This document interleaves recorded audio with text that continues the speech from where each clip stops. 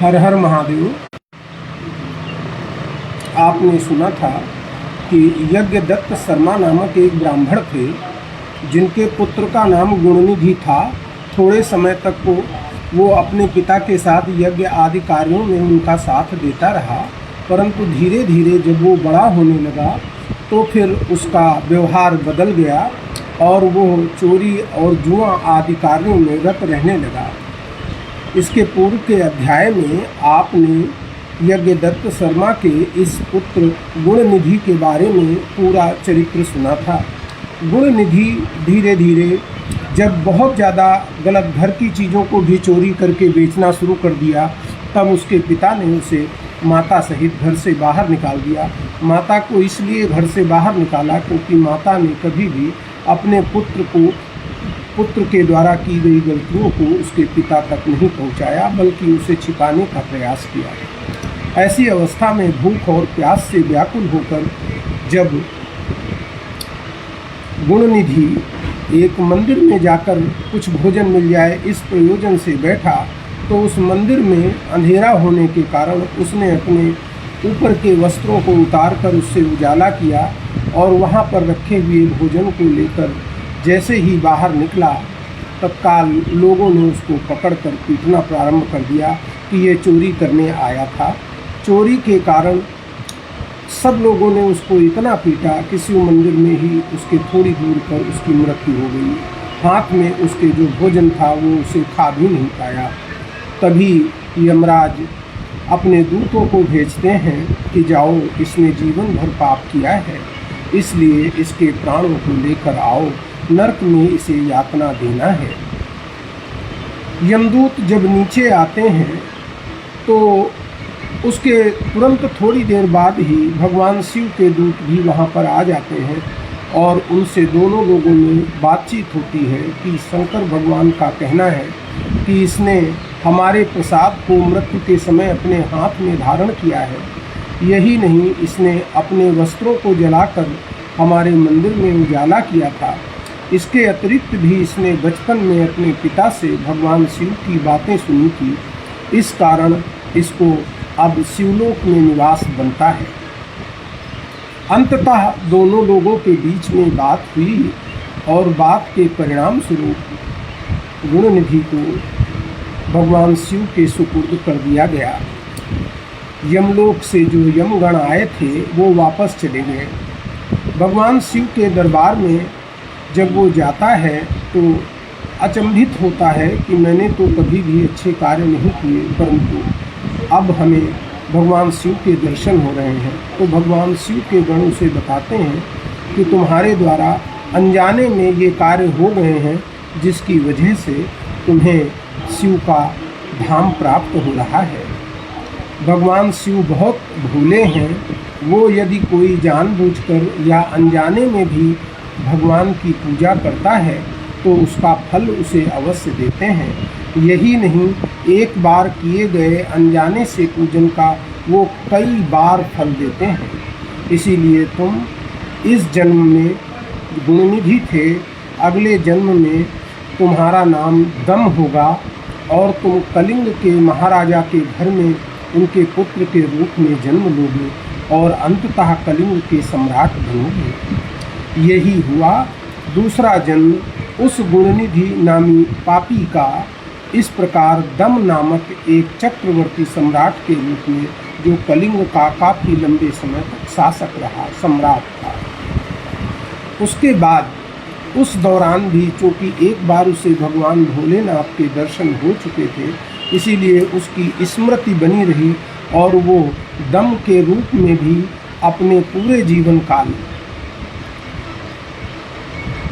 भगवान शिव से जुड़ा रहा, भगवान शिव की आराधना में रत रहा।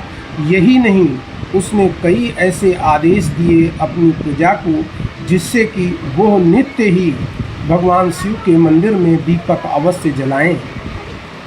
परिवार के हर सदस्य का मंदिर में जाना कलिंग में अनिवार्य कर दिया गया और इसी कारण क्योंकि उसने अपने भोगों को भोगा, सम्राट का पद प्राप्त किया, परंतु फिर भी वो भगवान भोलेनाथ से जुड़ा रहा।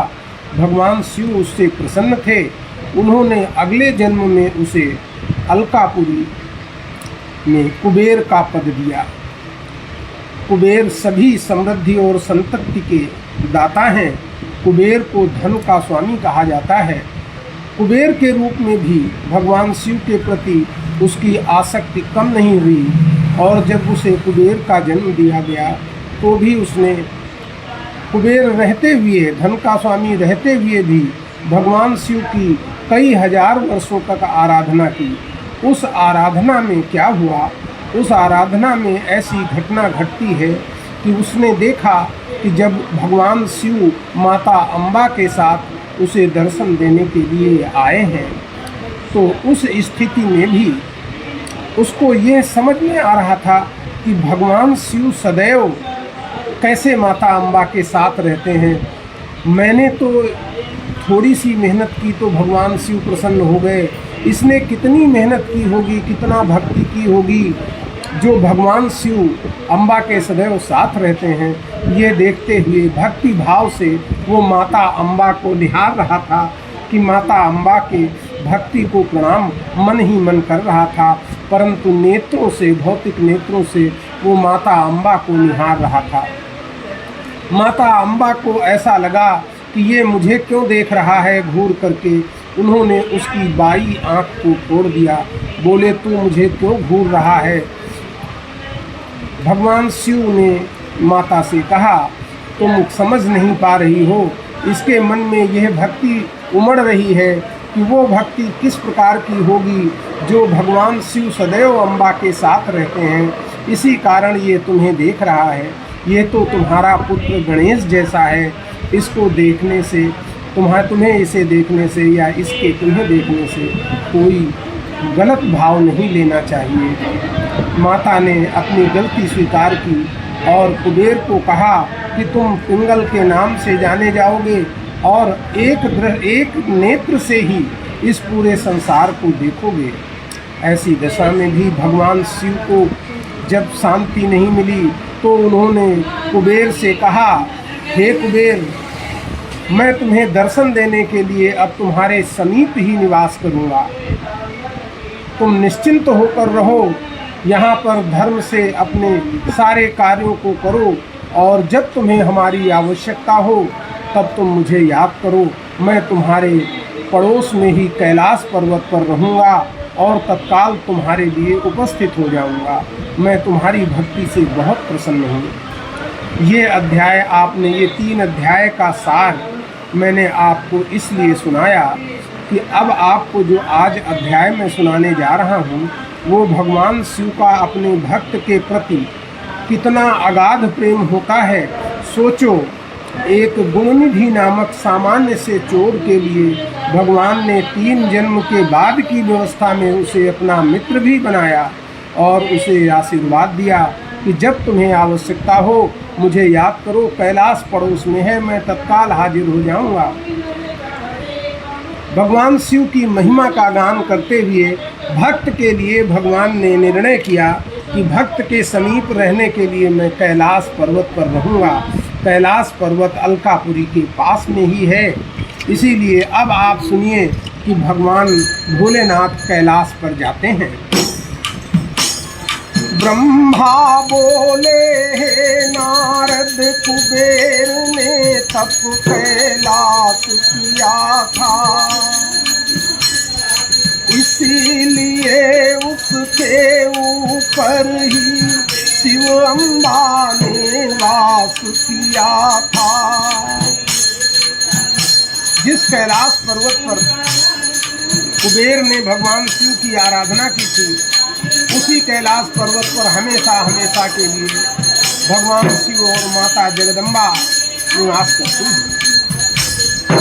अपने भक्तों के कारण शिव अम्बा क्या क्या करते हैं। शिव अम्बा तो बस जाते हैं भक्त जहाँ तक करते हैं। जिस स्थान पर भगवान शिव का पूजन होता है उस स्थान पर भगवान स्वयं बस जाते हैं। ये इस बात का प्रमाण है कुबेर ने कैलाश पर्वत पर तप किया था और भगवान शिव ने कैलाश को न छोड़ने का विचार किया। यदि आप किसी स्थान विशेष पर जाकर भगवान शिव का पूजन करेंगे तो कोई भी ऐसी स्थिति नहीं है कि भगवान वहाँ से छोड़कर जाएं। इससे ज़्यादा कौन दयालु इस जग में हो सकता है। भक्तों के कारण शिव खुद ही जग में सुख दुख सहता है। भक्तों, इसीलिए तो मैं कहता हूँ, इसीलिए मैं कहता हूँ कि शिव अम्बा का ध्यान करो। एक वही हरदम रहते हैं, सबको अंतर ध्यान करो। जो साधक शिव अम्बा की भक्ति में ही रम जाते हैं, शिव शंकर उसके ही स्थल पर जाकर बस जाते हैं। कुबेर ने कैलाश पर तपस्या की तो भगवान शिव ने कहा, मैं यहाँ से नहीं जाऊँगा, मेरा भक्त यहाँ रहता है, उसे कभी भी कोई कष्ट नहीं होना चाहिए। तो जिस स्थान पर आप भगवान शिव की पूजा करते हैं, भगवान भक्त के प्रसन्नता के कारण वहीं पर बस जाते हैं। कुबेर को निधिपति होने का आशीर्वाद देकर, सभी संपत्तियों का स्वामी होकर आशीर्वाद देकर कैलाश चले गए और भगवान शिव ने रुद्रदेव से कहा कि डमरू की ध्वनि से इसे पवित्र करो। दे कुबेर को वर निधिपति होने का शिव कैलाश गए। शिव आज्ञा से रुद्रदेव ने डमरू ध्वनि उद्गार किए। उस डमरू की ध्वनि सुनकर ब्रह्मा विष्णु कैलाश गए। ऋषि वेदज्ञ सिद्धि मुनि भी सब ध्वनि बस हो कैलाश गए। ब्रह्मा विष्णु और सभी ऋषि और वेदों के जानने वाले सिद्धि मुनि उस डमरू की ध्वनि सुनकर समझ गए कि भगवान भोलेनाथ का पदार्पण हुआ है, चलो उनके दर्शन करते हैं। तभी वहां शिवगण भी बहुत सारे इकट्ठा हो गए। शिवगण कोटि भूत प्रेतों संग शिव समीप थे जा पहुँचे। सब गण पाल सहस्र भुजाओं वाले भी आकर धमके। फिर भगवान शिव ने विश्वकर्मा को आदेश दिया कि मेरे रहने की व्यवस्था करो जिससे हम यहाँ पर रह सकें। शिव जी ने फिर विश्वकर्मा को कहा, निवास बनाओ तुम, जिससे हम सब रहें कुशल से, ऐसा महल बनाओ तुम। शिव शंकर की आज्ञा से अगणित आवास बनाए हैं। शुभ मुहूर्त में शिव अम्बा को गृह प्रवेश करवाए। सभी देवताओं ने मिलकर भोलेनाथ और माता अम्बा का अभिषेक किया, पूजा स्तुति आरती करके जय जयकार किया। नभ से सुमन वृष्टि होती है, भगवान की जय जयकार होती है। सभी दिशाओं में जय अम्बे जय भोलेनाथ की धुनी का गुंजार हो रहा है। सभी देवताओं ने मिलकर शिव अम्बाभिषेक किया। पूजा अर्चन स्तुति आरती के संग जय जयकार किया। सुमन वृष्टि नभ से होती थी, शिव अम्बा की जय जयकार। सभी दिशाओं में जय अम्बा, जय भोले धुनी हो गुंजार। सब देवों को शिव अम्बा मनवांछित वर दे देते हैं। फिर शिव अम्बा से आज्ञा ले निज धाम निकलते हैं।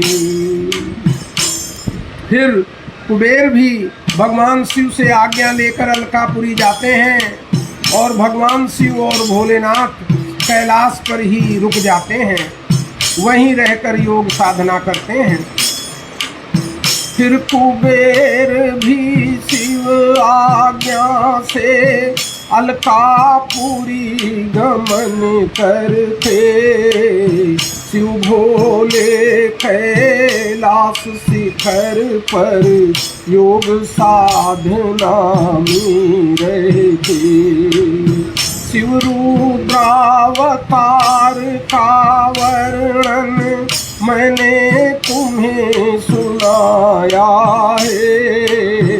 कैसे वो कैलाश गए भी तुमको बतलाया है। भगवान शिव कैसे कुबेर के मित्र बने, उनकी क्या क्या लीलाएं थी, शिव भक्ति में क्या सीमाएं होती हैं, ये भी आपने सुना। जो भी एकाग्र चित्र होकर भगवान की कथा को रोज पढ़ता और सुनता है, वह शिव भोगों को प्राप्त करता है और अंत में सुखी होकर मोक्ष को भी जाता है। शिव कुबेर के मित्र बने, क्या क्या उनकी लीलाएं थी। क्या मिलता है शिव भक्ति से, क्या उसकी सीमाएं थी। जो एकाग्र चित्त होकर शिव कथा रोज पढ़ता सुनता, सब भोगों को प्राप्त करे वो, सुखी मोक्ष पद को लेता। नारद जी ने ब्रह्मा की स्तुति कर उन्हें धन्य माना। सब भक्ति का सार एक शिव भक्ति ही मैंने जाना। सदा रहूँगा भारी जो शंभु कथा का ज्ञान दिया। बारंबार नमन करता हूँ मुझ पर जो उपकार किया। आज आपने यज्ञदत्त के पुत्र गुणनिधि की संपूर्ण कथा का सार सुना और किस तरह से भगवान भोलेनाथ ने अपने एक भक्त को 3 जन्मों तक, यद्यपि भक्त कहना उचित नहीं है, अनजाने में उसने एक मंदिर के अंदर अपने वस्त्रों को फाड़कर प्रकाश किया था भोजन प्राप्त करने के कारण। तथापि भगवान शिव इस बात से प्रसन्न हो गए कि इसने हमारे मंदिर में प्रकाश किया है, दीपक जलाया है। सोचिए, जो भगवान की भक्ति को मन में धारण करके भगवान के मंदिर में दीपक जलाते होंगे, भगवान शिव उनसे कितना प्रसन्न होते होंगे। उसे तत्काल शिवधाम में लेकर दूसरे जन्म में से कलिंग का सम्राट बना दिया। दम नाम था। तीसरे जन्म में उसे कुबेर का पद दिया और उसके बाद कुबेर ने जिस स्थान पर तपस्या की थी यानी कैलाश पर्वत, उस कैलाश पर्वत से ना जाने का निर्णय इसलिए किया कि मेरे भक्त ने यहाँ तपस्या की है तो मैं ये स्थान कैसे छोड़ दूँ। ब्रह्मा जी नारद जी को शिव भक्ति रूपी महिमा का ये पाठ बता रहे हैं। आज रुद्र संहिता का प्रथम भाग भी इसी अध्याय के साथ संपूर्ण होता है। कल आप सुनेंगे सती चरित्र नामक रुद्र संहिता द्वितीय खंड का प्रथम अध्याय। तो आप जैसा जानते हैं, प्रत्येक दिवस भगवान भोलेनाथ के शिव पुराण का एक पाठ ज्योतिर्लिंग शिव मठ द्वारा आपको इसलिए सुनाया जाता है ताकि आप भगवान भोलेनाथ से जुड़ सकें। ऐसी स्थिति में 20 मिनट से 25 मिनट का समय प्रातःकाल अगर आप निकाल सकते हैं तो आप हमें ऑनलाइन सुन सकते हैं, और यदि आपके पास समय नहीं है तो आप किसी भी समय फेसबुक पर, और सायंकाल को यही यूट्यूब पर प्रसारित होगा। इसके अतिरिक्त आप हमारी वेबसाइट ज्योतिर्लिंगशिवमठ.in पर जाकर प्रत्येक दिन का शिव पुराण पाठ सुन सकते हैं। कल सती चरित्र आप सुनेंगे। यहाँ से सती का प्रादुर्भाव हो रहा है भगवान शिव के जीवन में। तो कल फिर मिलेंगे, तब तक के लिए हर हर महादेव, जय भोले शंकर।